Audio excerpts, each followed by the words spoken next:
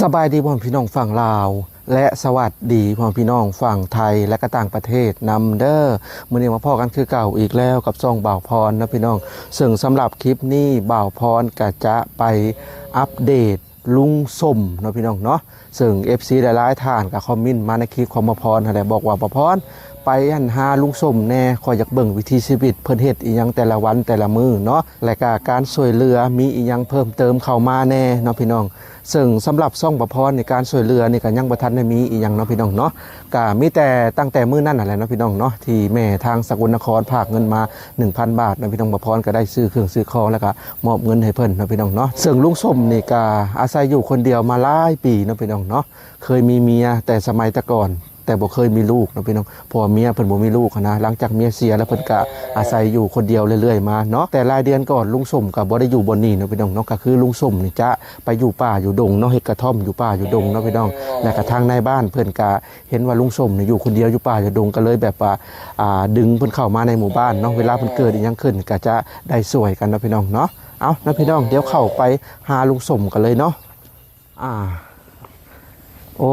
มาบัดนี้ก็ถือว่าเปลี่ยนแปลงเนาะพี่น้องนี่หลังคาเพิ่นก็ได้ผ้าบัดมาใหม่เนาะน่าจะเป็นช่องทางเบาสัญญาเพิ่นซื้อมาให้เนาะอ้าวมาพอดีสบายดีลุงส้มสบายดีสบายดีสบายดีมาแต่ใส่นอลุงมาแต่ไปตัดไม้นี่เฮ็ดอันนี้แล้วเฮ็ดเรือนบนอยู่ในกระท่อมนี่แหละสิต่อเติมใหม่บ่หรือว่าหรือว่าที่ดึงออกผ้ายางนี่ดึงออกผ้ายางจะนอนอ๋อพอได้บ่ให้มันทำไม้บนนอนฮะโอ้สิดึงออกบันไดนะลุงนี่ดึงผ้านี่พอให้มันยึดตัวนี้หันพ้นตกกะมันโอ้ก็คือแบบสิชักลักมานี่บ่นั่นแหละดึงออกจะนอนดึงออกเพราะว่าอันนี้พ้นเปียกบ่เนาะเปียกแหละมันพ้นเปียกก็เลยสิชักลักเพิ่มเนาะโดยเดี๋ยวขอเบิ่งเฮือนชานเพิ่นเล็กน้อยมุ้งก็มีแล้วมีเลยเนาะพี่น้องมีเรียบร้อยเบิดละข้าวสงข้าวสารนอนอยู่นี่แล้วกลางคืนก็ได้แต่ว่าเฮ็ดกินกันนี้อยู่กับหลังนี่ก้มเข้าไปเนาะลุงเนาะโดยโอ้ต่ำเฮ็ดต่ำเพิ่นก้มเข้าไปเวลาฝนตกถ้าสิเฮ็ดในเดินก็บ่ได้เนาะบ่ได้แล้วแต่ว่าเวลาฝนตกหนักกับหัวแล้วบ่ลุงวันนี้บ่ได้หัวแล้วอัดที่นี่อัดได้นี่เอาพยางอัดแล้วได้ผนังพยางบ่หัวยางมีพุ่นและตกที่นี่บ่เห็นมันหัวอยู่นี่ค่อยเบิ่งถ้าว่าฝนตกแบบบ่มีลมนี่โอเคอยู่เนาะโอเคหันมันลมหันจะมันเลิกพยางนี่ไปมันยังดอกถ้ามันลมนี่เปียกเบิดโดยอันนี้เนาะที่อันแบบเอามาสิดึงเอาเฟดึงมาแต่พุ่นของมันลามทางนั้นพูนฮอดพูนทางเห็นบ่มันยังยาวอยู่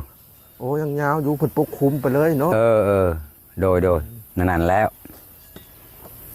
แต่กระย่านแต่บงนี้เนาะลุงเนาะยามันแล้วสิเฮ็ดได้อย่างบ่สะทั้งหมดหั่นบ่ลมแห้งหั่นพยายามตัวนี้ก็ช็อตตีได้เดินมาแล้วเด้มามื้อนี้ก็เพิ่นก็เปลี่ยนลุคใหม่เนาะพี่น้องโดยเสื้อผ้าใหม่นะโดยซ่องบาสัญญาบ่ซื้อแม่นแหละโอ้คักอธิบัตินี่ส่งก็เราซื้ออันนั้นบ่าวนั้นบ่ล่าบ่เมาลาชื่อส่งช่องโตไปส่งไปชื่อบ้านเป็นได้1ข้าว1น้ำได้ลุง1เลยเด้1ในตีกี่นี่ได้ยังกินล่ะได้ชิ้นแห้งหั่นแหละยังอีกตอนนึงชิ้นแห้งก็ได้บ่ได้ยังกิน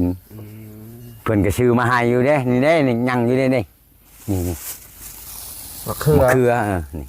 ยังอยู่มาแตงก็หมดแล้วหมดกี่นี้กินยังชิ้นแห้งยังชิ้นแห้งยังตอกนึงซึ่งบ่พรกาพามาหาเพิ่นนะพี่น้องหลังจากมาตาบ้านมีแต่มื้ออื่นพุ่นแหละจังได้ซื้อของยุงกินมาต้อนเพิ่นโดย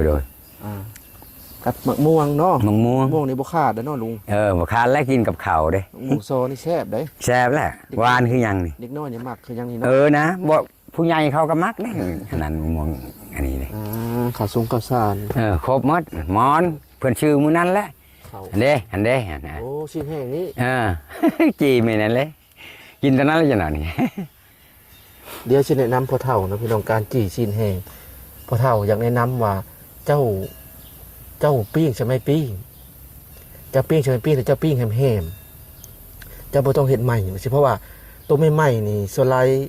ก็เจ้าอยากให้กินพอเท่าเพราะว่ามันเป็นสารก่อมะเร็ง ตัวใหม่ๆนี่มีแต่จะปิ้งแห้งๆบ่ให้มันไหม้หรือว่าถ้ามันไหม้นี่เจ้าขูดออกบ่เท่าขูดสีดำๆออกบ่ต้องเสียดายนะบ่ต้องกินนะสีดำๆมันเป็นสารก่อมะเร็งในตัวนี้โดยอันนี้เจ้าแบบเจ้ายังกินแบบรุ่นเก่าอยู่เนาะบ่เท่าแบบเจ้าขี้เท่าไผ่บ่แม่นบ่นั่นทานไผ่ให้มันใหม่พุ่นล่ะก็ตัวใหม่ๆจะขูดออกโดยเจ้าปิ้งเท่าหน้าก็มีแต่ใส่เล็กหาบ่มีเล็กปิ้งบ่บ่บ่ได้มีอาหารตอนแรงเพิ่นจะกินน้องพี่น้องติบข้าวเพิ่นติบข้าวชื่อกันแล้วชุมข้าวนั้นชื่อแหละเล็กปิ้งก็บ่มี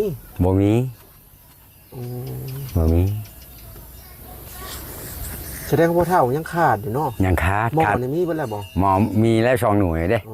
ชื่อเพิ่นชื่อมาเด้แต่ว่าอันนั้นได้ฉันหมอเต้ากาหมอกายังมันยังตัวนั้นบ่มีถ้วยนี่ก็มีครบแล้วเพิ่นชื่อมานี่หมดแล้วนี่ครบแล้วนี่จอกก็ได้แตกยุงทิ่มแล้วบ่ทิ่มเลยได้พูนอยู่พวกทิ่มแล้วมันอันนั้นมันพิลิโพสตัวนั้นใช่เนาะโดยกลางเว้นกลางคืนก็พักผ่อนนั่นนี่เนาะลุงเนาะโดยนั่นนี่แล้วที่ไปใช้ของเฮือนอยู่นี่เด้กลางคืนก็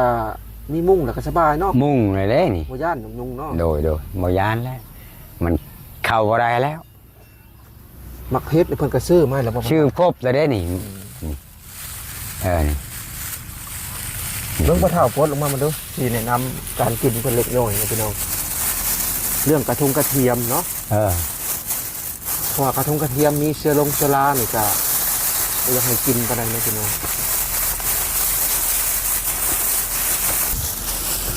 ซื้อมาครบหมดแล้วเนาะโดยครบแล้วคนซื้อมาให้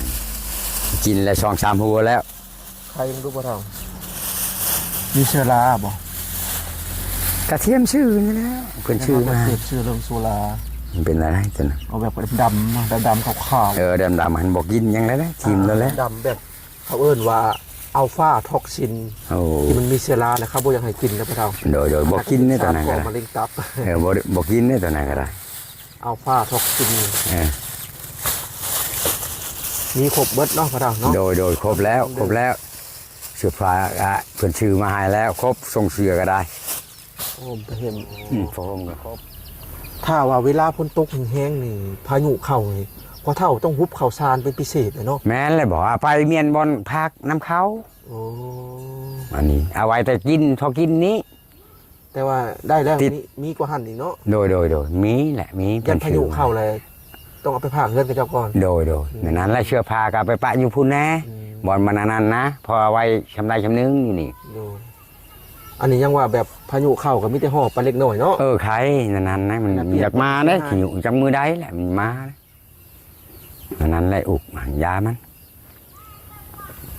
เป็นว่านั่นบนอาบน้ำอาบไนได้เฉพาะเราพุ่นละอยู่ห้วยนี่มาแต่อาบน้ำนี่มาแต่อาบน้ำเลยไปตัดไม้นี่อยากดึงออกตัวนี้จังน้อยนั่นเพื่อนเพื่อนมาได้มือนี่เพื่อนมาได้ว่านั่นอันนี้เป็นไปตักมันจะพุ่นบนเนาะโดยบ่อนี่น้ำอันนี้น้ำใช่นี่เอานำมาด้านนี้เพื่อนสำรวจมาแล้วได้วานนี่ได้อันนั้นสำรวจเบิ่งนำมาด้านขยมหันกันเติมนึงมีแต่นำมาด้านคู่ก็มีแล้วเนาะครบมาแล้วเด้ครบแล้วน้ำกินกับเพิ่นซื้อมาให้แล้วนี่เด้นี่ตุกใหญ่นี่กินตัวนี้แล้วน้ำสะอาดเพิ่นกินตัวนี้ลุงเลยเพราะว่าน้ำบาดาลนี่เพิ่นบ่อยากให้กินบอกบ่ให้กินอันยาและน้ำบาดาลก็บอกกระต้มเอาหม้อถ้าว่าบ่มีอันนี้ก็ต้มหม้อตัวนั้นต้มเอาอันบ่มีก็ได้โยมเลยต้มเป็นหม้ออะไรว่าพ่อเฒ่าตอนเจ้าอยู่ป่านะก็แบบอันกระท่อมแบบนี้แหละเนาะโดยหากบ่ได้มุงได้กระท่อมมันนั้นยังบ่แล้วหากใส่ขี้งัวเมียนอยู่ขี้งัวซ้ำปูตีนนี่แล้วใหม่อันนั้นเอาไม้เปาะอันนี้ก็แม่นบ่เอามาแต่พุ่นตัวนี้นี่แม่นขาดบ่ได้เนาะโดยเอามาแต่พุ่นและพายางตัวนี้ขาดดนอยู่พุ่นก็ได้3-4 เดือนบ่3 เดือนปลายพุ่นอยู่พุ่นเลยในบ้านนั้นได้ยินว่าหมอนั้นหมอนี่อยู่ในฮันเดอร์เพิ่นว่าแต่งคนไปเอาแน่เหล่าหานเอาเขามาบ้านอย่าละเป็นยังมาละยากโดยผู้เดียวซ้ำนะไปหาคอกินน้ำชาวบ้านนั่นแล้วเขาก็ได้มือเขาให้มือเขาบ่ให้สิเฮ็ดได้คนผู้หนึ่งผู้เดียว อยู่บ่มี พ่ บ่ อ อ เฒ่า ยู่ คือสิมีความสุขเนาะเดี๋ยวนี้ เดี๋ยวนี้โอ้ยมันเอาชื่ออื่นแล้วจิตใจก็ได้ พอได้แล้วเดี๋ยวนี้มันบ่เป็นหยังดอกซ้ำหมู่ซ้ำคู่อะไรซ้ำบ้านซ้ำเมืองแต่ยังบ่ได้ที่เอื้อนนี้กับที่ดินอยู่หันนะ ถ้ามันมี2อย่างนี่3อย่างนี่คักเลยเนาะ คากแล้วหันอยู่2-3อย่างเลยได้แล้วใครแน่ หิแล้วก็เฮือน แล้วก็น้ำบาดาลเนาะ โดยแล้วก็วิท้าย เอาพ่อเฒ่าก็จักได้คือกัน โดยนั้นแหละ ถ่าย อืม เวลาถ่าย บ่ ไปคุดคุ้มพูดอะไรเนาะพ่อเฒ่า พุ่นแล้วอยู่รูปนี่แล้วรูปห้วยนี่แล้วคุมเอา พอพอดเสื้อว่ากลางคืนมันยุงนี่ลายบ่เว้านี่ ขนาดแหละ เบิ่งป่านะพอแล้วซื่น ทางอยู่ได้ค่อยกับทางอยู่ลูกมีทางอยู่แถวนี้ ๆก็คือพ่อเฒ่าก็ตอนนี้ก็เริ่มกินอาหารแล้วเนาะ ได้กินแล้วบ่แม่นว่าบ่ได้กินคู่มือกินตอนเช้าตอนเพลง ก็ยังบ่ทันได้ชื่อ บ่มีปองปลา ยังบ่ทัน เพิ่นบ่ได้ทันได้ให้ม บ่ทันได้ซื้อมาให้ ปองปลากับไข่ โดยบ่ทันมาตอนนั้นเอาบ่แล้วอีกเพิ่นยังบ่ทันได้มามันถือมื้ออื่นบ่มื้อลือ โอ้ย มื้อฮือนี่แล้วเพิ่นก็ยังไปใช้เบาอันนั้นเบาชัญญาอันก็ค่อยสิเมื่อวานกาก่อนเด้อมื้อ แม่นเพิ่นเมื่อวานก็ โดย ส่วนข่อยก็เฮาก็มาแต่บ้านมื้อนี้ เอา แต่มื้ออื่นก็สิได้กลับคือกันแล้วพ่อ นั่น เฒ่า น่ะ เลย โดย กลับเมื่อธุระนั่นแหละ โดย กลับมื้อฮื้อพุ่นแล้วจักสิมาเยี่ยมยาม โดยไหนๆทางนี้ก็ขาเนาะทุกคนคือขาไปก็ได้ ก็มีโอกาสก็สิแวะมา จำ อ เป็น ยู่ โดย หายังบ่ได้กินข้าวแรงเนาะ ยัง อาหารนี่ชิ้นตอนเดียวนะก็ได้ทิพข้าวน่ะเนาะ อิ่มแล้วสำนันก็ได้ยังอีกนี่ตอนนึงนี่ลงอย่างนี้นี่เด่น อันนี้บ่ โดยตัวนี้แหละ ชิ้นยังดีเนาะพ่อทอง ชิ้นควาย โอ้ เขาชื่อมาให้ กินบ่หลายปานใดเนาะ บ่กินชำนี้ก็ยาอะไรม่วงๆอันก็อิ่ม หรือว่ากินบ่หลายบ่คนเฒ่าหรือว่าตั้งยอมกิน บ่ก็ยอมนะ มันบ่อยากมีอาหารหลาย ไปหาบ่ได้มันไปบ่ได้ ยอม ยอมกินหากแต่ว่ามันชำอิ่มมาแล้วเอาอะไรก็ได้ เข้าใจบ่พี่พ่อแม่พี่น้องคำว่ายอมกินบางคนบ่ ป เข้า ระหยัด ใจ ประหยัด ประหยัดกิน โดยเขาเอิ้นว่าประหยัดก็แม่น ยอมกินจักภาษานี่มาแต่ไส เดี๋ยวตัวนี้ มาแต่ บ่เคยได้เว้าเลยตัวนี้ได้เว้าตามความนะนั่นน่ะประหยัดนั่นได้แม่น เว้าเลยอยู่ อ้าวพ่อเฒ่ากับเฮาก็เพิ่งฮู้นะคำว่ายอม อืม หรือว่าตะกี้เจ้าก็เคยเอิ้นอยู่บ่ โดยเอิ้นอยู่หักยอมกินนั่นแหละ ยอม อืม น่าจะมาจากภาษาชนเผ่าลาวแต่ก่อนตะกี้นั่นแหละ โดย ว่าพี่น้อง ซ้ำชมบางหันแล้ว คำว่ายอมกับขมุย ขมุยนี่พ่อเฒ่าเข้าใจบ่ ขโมยนี่ขโมยบ่นี่แหละ ขมุย มีหยังขโมย บ่เข้าใจได้ตัวนี้ บ้านข่อยนี่ยังเอิ้นอยู่เลยคำว่าขมุย โอ้ทางใดได้บ้านลุง พูนผู้เลยอันปัก เลยอันแกงกอกไปผู้ โอ้เขายังเอิ้นขโมยอยู่ ขมุย ขโมยนี่ไปว่ายังบ่แม่นบ่ขโมยบ่เขาเอิ้นนะขโมย ขมุยก็คือแบบว่า สมมุติว่า คนขี้หลักหันเขาเอิ้นเท่า ส นั้น มมุติว่าพ่อเฒ่าคุดลักหัวแล้วบ่ได้นะ พ่อเฒ่าทอดลักหัวตัวนี้บ่ได้ แล้วค่อยว่าขมุยอันนี้ก็เฮ็ดบ่ได้ โอ้ ขมุยอันนี้ก็เฮ็ดบ่ได้ หรือว่าขนาดนี้ก็เฮ็ดบ่ได้นั่นแหละ ในนั้นบอกบ่ได้เคยเว้าในนั้น บ่เคยเว้าเนาะ โดยบ่ได้ ถ้า เคย ค่อย เว้า มีเด้อภาษาตัวนี้ โอ้มันต่างกัน คือพ่อเฒ่านี่ตัดต้นเสื้อนี่ตัดบ่ขาด แล้วค่อยก็ว่าขมุยอันนี้ก็เฮ็ดบ่ได้ หรือว่าขนาดนี่ก็เฮ็ดบ่ได้ โอ้ในนั้นขนาดนั้นเว้าขนาดว่าขนาด ขนาดนะว่าเนาะ ซ้ำนั่นซ้ำนั่นก็ยังบ่ได้นั่นเว้าตัวนี้ช่องอย่าง ซ้ำนี่ก็ยังบ่ได้ โดย ขมุยอันนี้ก็ยังบ่ได้ โดย ประมาณ เป็นอันนั้นเนี่ย ต่างกันได้นั่นเนี่ยวันบ่เข้าใจได้ถามกันบ่ใจเข้าใจ บางคำเนาะ โดย อืม เป็นอันนั้นดอก แต่ว่าทั้งพ่อเฒ่านี่ภาษาอันช่วยถ้าเป็นภาษาไทยอื่นเนาะพี่น้องก็คือเพิ่นจะเว้าถ้าว่าเป็นฝั่งลาวก็จะเอิ้นว่าภาษาลาวเทิงเนาะพ่อเฒ่าเนาะ โดยกับแม่ประชาเราเถิง ก็คือปลานี่คืออากา ป่านี่อากา ตะเบิน อันตะเบินบ่มีบ่ได้ บ่ได้ ขึ้นมาบ่ได้ว่ะบ่ได้ป่ามันเป็นอันนั้นดอก ตะเบินนี่บ่มีก็บ่ได้ แม่นแหละ แปลช่องอย่าง ช่องยาง อ๋อ แนวนั้นเจ้าก็ฮู้ลายบ่อนเจ้าก็อยากฮู้แน่เนาะ ตะเบินยะตะเบินแยง อันนั้นบ่มีเงินบ่มีทองบ่มีเงินบ่มีคำว่านั่น ขอยเห็นอันน่ะเห็นเพลงก็เจ้าร้องหั่นเด้ โดยแม่นแหละ อ่า คือแหละนั่นน่ะ ตะเบินจะตะเบินแยง อืม แล้วก็อหยังน้ำไม้ อืม น้ำไม้พี่ช่างก็พอเท่า อาบังอาบัง อ๋ออาบัง อาบังหน่อไม้หน่อไม้ กับเปาะเปาะเนาะ ไปเลยก็ไปชวนไปแหละไป ไป เปาะนี่ไป พอพรก็มาคุกคีกับแถวนี้ก็เริ่มจะฮู้จักหลายคำน่ะได้ แม่น บางทีเห็นเพิ่นเว้านั่นนี่ก็พอเดาออก ดาวอยู่เพิ่นก็ได้ พอเดาคอมเมนต์อยู่ คือเพิ่นผู้สัญญาหันว่าแล้วเรียบแล้ว เพิ่นก็เป็นคนแถวนี้นี่ คนแถวนี้หันเด้คำเหืองอันนี้เพิ่นก็บอก บ้าน ว่า เป็นบ้านนั้นก็ บ้านคำเหืองเด้ คำเหือง ทิศบึงช่างนี่เด้ กับบริไกลไปเลยเนาะ แต่บางโคนไปนี่ก็บ่ไกลคำ ป เหือง ระมาณ30ลัก30 แต่นี่ไป30ปลายเด้กว่า 30ปลายถือว่าไกลอยู่ ไกลอยู่ลงเมืองชนนี่ทางเมืองชน ค่อยก็เมื่อกับเมื่อลัดเมื่อทางนี้แหละพ่อเฒ่าลัดเมื่อทางอันเขาเอิ้นหยังทางลัดเมื่ออันเข้าองค์บังเลย องค์บางไปฮอดไปใช้ไปทางใด เข้าเมืองชนหมดแล้วบึงช้าง มึงช่างอันนั้นลุมไปพูนี้เจ้าลุมแกงกอกไปพูนี้ แม่นค่อยเมื่อทางพี่เลย อืม คือจากจุดซุมไปบ้านข่อยนั้น100ลัก โอ้กับบอกายสั่นได้ว่าม ร้ อ อง ยลัก มองลุมแกงกอกไปจากบ้านยังบ้านยังบ้านลูก เขตลัก3ภาคลัก3ไปอีก โอ้หลัก3-15นี้กับบอกาย เขตภาคลัก35ทางไปเซโนซึ่งจากลัก35ไป5บ้านคนน่ะประมาณ8กิโล โอ้ทางนี้สั่นมันอยู่ แม่น ทางนี้ คือแบบว่า อืม คือทางลงสวรรค์ไว้เนาะ เออ แล้วมันจะแยกไปทาง เนี่ย เซโน ไปซีโนนี้ แล้วก็บ้านคอยจะอยู่ทางด้านซ้าย แม่ทางนี้ จากลัก3 8ลัก บ่แม่นทางนี้สั่นทางนี้มันไปดงมะไผ่แถวนั้นแหละแถวดงมะไผ่แถวนั้น แถวอันตลาดดง โดยแถวนั้น พอเท่าเขาได้เข้าเมืองเข้านาของเขาอยู่บ่ โดยก็ไปอยู่หากมันคนบ่มีอย่างนี่ไปก็กูบ่ได้ดอกบ่มีเงินบ่มีทอง เขาชวนไปก็บ่มีตัวเองว่าบ่มี เคยไปจากปีผ่านมาเลย บ่ได้ไปนะปีหนึงบ่ไปชุดนั้น ไปกับไผไปยามคนอยู่บ่ พยายามพี่น้อง คนเข้าวงหมอ โดยไปนำเขา อืม บ่มีเงินพอกีบตัวเองมีแต่เขาซื้อเขาชวนกินข้าวกินน้ำก็ได้กินเพิ่นมันเอาจากเบื่อเพื่อนเลยเพื่อนบ่ให้ ที่แตะก่อนพุ่นเนาะ โดย พี่น้องก็เสียไปแล้วตอนนี้เนาะ หมดแล้วบ่มีหยังเลยบ่นี้มีแต่คอยคนเดียวโคโลนี่แหละ จะเป็นลูกหล่าบ่พ่อเฒ่า บ่นะลูกผู้เดียวโหลดแม่ข่อยหัน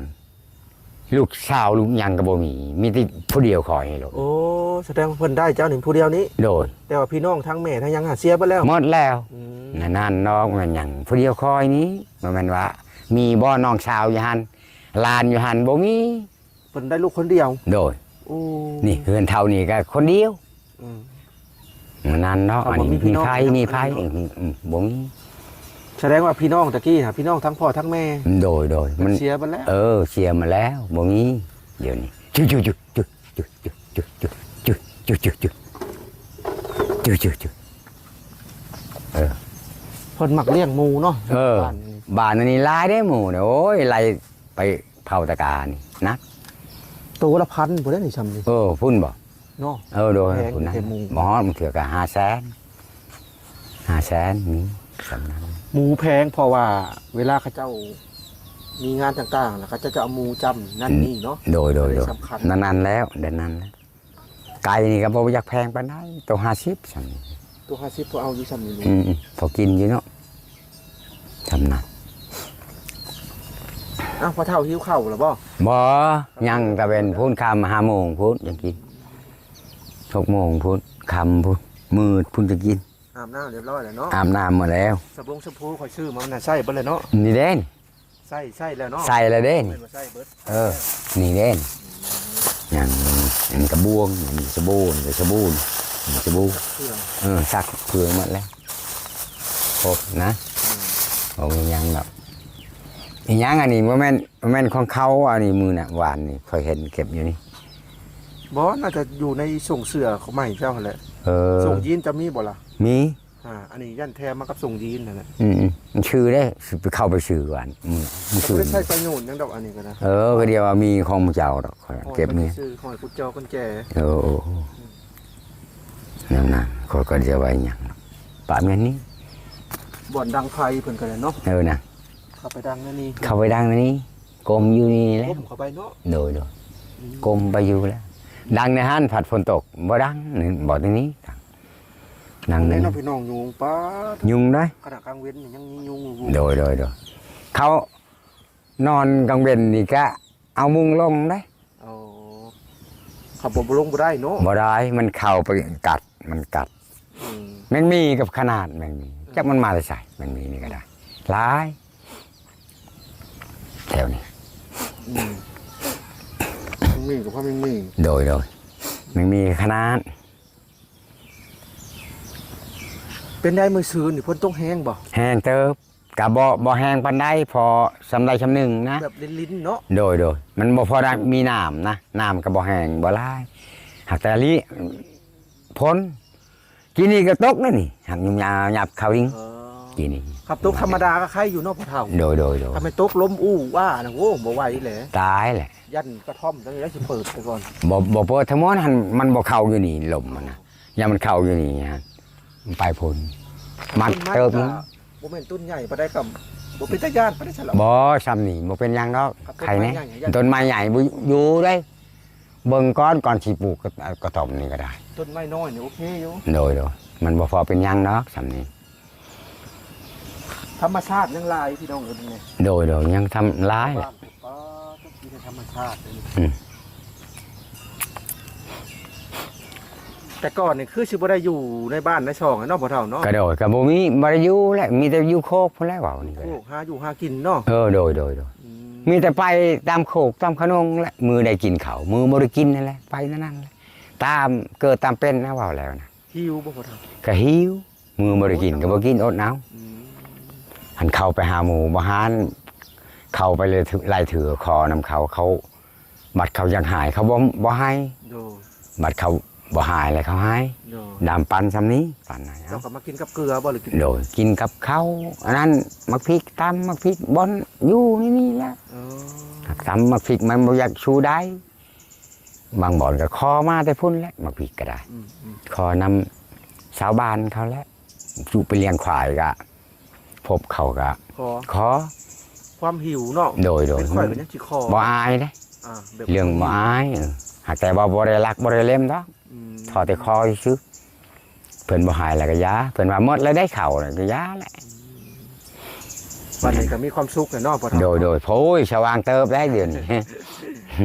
สว่างสบายขึ้นเนาะ โดยน้ำมือแหละสมมุติว่านะ มีข้าวมีน้ำ อื มี ม เสื้อผ้า เออ มีเงินใช้ โดย พี่น้อง โดย ซึ่ง FC หลายๆคนก็ว่า เงินที่ยูทูบเบอร์เอาให้ โดย เป็นหยังคือบ่สะสมไว้นั่นไว้นี่เนาะพี่น้องเนาะ โดย ก็ จงเมียนนะ ก็ เพิ่นให้ เพิ่น ก็ได้ ก็พอได้แต่ได้ใช้เนาะลุง โดย ก็บ่ได้แม่นหลายเนาะ พอได้ใช้จะหน่อยให้แล้วเสียได้ มันบ่มีเด้ พอได้แต่แบบ เพิ่นก็เฮาก็คอหมู่ทั้งหมดแม่นบ่มือเพื่อนให้ก็ให้ไผอันโชคดีสมมุติว่ามีคุระว่าโอ้ยเพิ่นหันบ่มีอะลีแบบเพิ่นทุกข์ก่อนหันก็ ก็พอได้ เพิ่นก็ช่วยนะ พอเท่าเก็บไว้ที่โตะเล็กๆน้อย โดย ๆพอได้ นั่นแหละ เจ็บเป็นเอ็นอุ่นก็ นั่นแหละพอได้แก้ชื่อยุ่มชื่อยาไปนั่นเนาะ อุ่นใจเด้อเนาะพอเท่า โดยมีเงินก็อุ่นใจแล้วบอกเงินโอ้ก็เติมนึงก็หมดเท่านั้นแล้วก็มีตัวนี้ก็ อุ่นใจ ชามว่าอุ่นใจแหละมีข้าวบ่มีตัวนี้บ่มีข้าวก็ไปหาซื้อกินนั่นนะมันเป็นนะ เด้อเด้อ บ่จำเป็นหลาย อ่า เงินนี่โอ้ยแก่กว่าหมูมันเป็นอันนั้นดอก เอาละพอเท่าสำหรับคลิปนี้ข่อยสิคอโตจบคลิปเลยเด้อ โดย มีแต่ว่ามื้ออื่นบางทีข่อยก็สิได้มาเยี่ยมยามเจ้าคือเก่าเนาะ โดย เจ้าก็บ่ได้ไปใช่ดอกเนาะ โดยบ่ได้ไปใช้ของเงินอยู่นี่สิไปใช้ โดยก็อยู่ หนึ่งก็หันเชียไปก็ยันเขาขโมยเอาเพื่อนเอาของ เข้า ไหม คลองยันเชียเนาะ เชียของนี่ แต่ก่อนยังว่าบ่มีคงยุงกินกระป่วงกระป่าเนาะ นะ ทีนี้พอมีแล้วก็ ยันเขาเอาหันมาอย่างดอก ก็อยู่ เจ้าเชีย เอาล่ะพ่อพี่น้อง ตอนนี้ก็มาฮอดช่วงท้ายคลิปแล้วเนาะซึ่งสำหรับคลิปนี้ก็ได้มาเยี่ยมยามลุงส้มเนาะพี่น้อง ซึ่งก็บ่ได้มาหาเพิ่นกัน1วันหรือว่า2วันนี่แหละเนาะมื้อนี้ก็เลยมาหาเพิ่นเนาะพี่น้องเนาะซึ่งมาก็ถือว่าเปลี่ยนแปลงไปหลายเติบเนาะพี่น้องบ่ว่าสิเป็นหลังคาเรือนชานของเพิ่นบ่ว่าสิเป็นลุคของเพิ่นหรือว่าเสื้อผ้าของเพิ่นนั่นแหละเพิ่นก็ใส่ใหม่แล้วเนาะซึ่งตัวเก่าเพิ่นก็ทิ่มไปเรียบร้อยเนาะพี่น้องเนาะซึ่งทางลุงส้มเพิ่นก็ดีใจหลายๆเนาะพี่น้องดีใจขึ้นมาระดับหนึ่งนั่นแหละเพราะว่ามีของอยู่ของกินมีเสื้อผ้าใหม่มีผ้าห่มเสื้อนอนมีอีหยังใหม่ๆเข้ามานะพี่น้องเนาะถ้าแม่นว่าได้ที่ดิน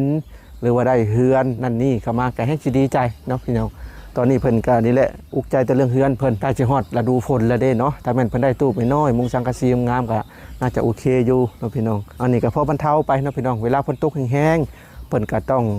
ขอไปชนในเฮือนชาวบ้านนั่นแหละบางทีข้าวข้าวสารเพิ่นก็แบกไปเนาะพี่น้องก็คือข้าวข้าวสารเพิ่นนี่เอามาไว้บางส่วนซื่อๆนะพี่น้องบางส่วนก็ฝากไว้ในชาวบ้านนะเพราะว่าถ้าสิไว้ลายก็ยันพ้นพระได้ก็เปียกมันก็เสียหายเนาะเอาแล้วนะพี่น้องสำหรับคลิปนี้บ่พรก็สิได้ขอตัว